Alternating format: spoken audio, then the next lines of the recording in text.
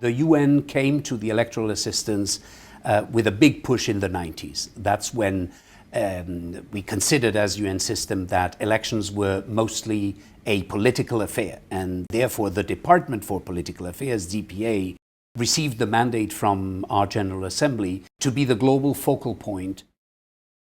Elections are extremely important. They represent, they encapsulate in one magic moment, in a period of freedom, of free debate, of free discussion, of political parties mushroomings, of the streets full of sounds and vibration and rallies and discussions in the marketplaces and in the cafes and at home. They symbolize the moment of freedom that an election represents. And they also bring together the national debate into that magic moment when the verdict of the people will produce the result, a new and different government. Elections are really that symbol of freedom, of change, and hence of transition, of peace in countries that have suffered a conflict, and of peaceful channeling, peaceful discussion of different alternatives to elect the people who will afterwards rule the nation. For many in our audience, elections are relatively easy things. They are processes we're used to.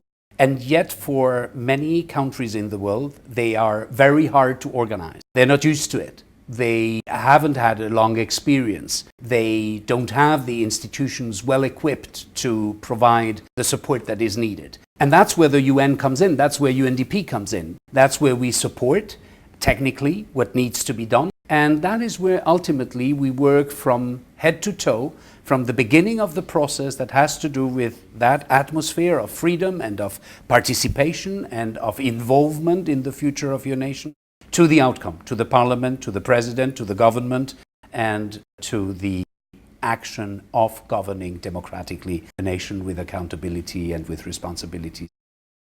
We've been busy in that interface between peace, elections, transitions, and avoidance of conflict and violence.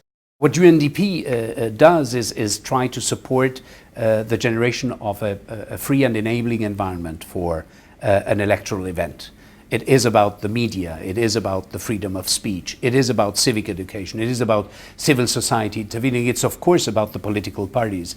And it is about the D-Day, the day of the event. It is about the electoral institutions, the management body that guarantees a fair chance to everyone and that gives the possibility to people to speak their mind and vote freely according to international standards. An elections process, as we have seen, we provide an assistance to national institutions. We allow for national institutions to grow stronger, and hopefully we become redundant after a short period of time, and it is them from there onwards who manage their own electoral processes. At the country level, it is our country offices, our field offices that lead in the delivery of electoral assistance projects. And of course from headquarters and from our regional centers, our global program for the electoral cycle provides the quality assurance, the expertise, the technical knowledge and overall supervision to make sure that these projects are up to speed and up to quality as per international standards. We've come a long ways. The Secretary General is about to report to the General Assembly about the last 2 years of electoral assistance. No less than 68 member states in 68 nations, we have supported their electoral processes.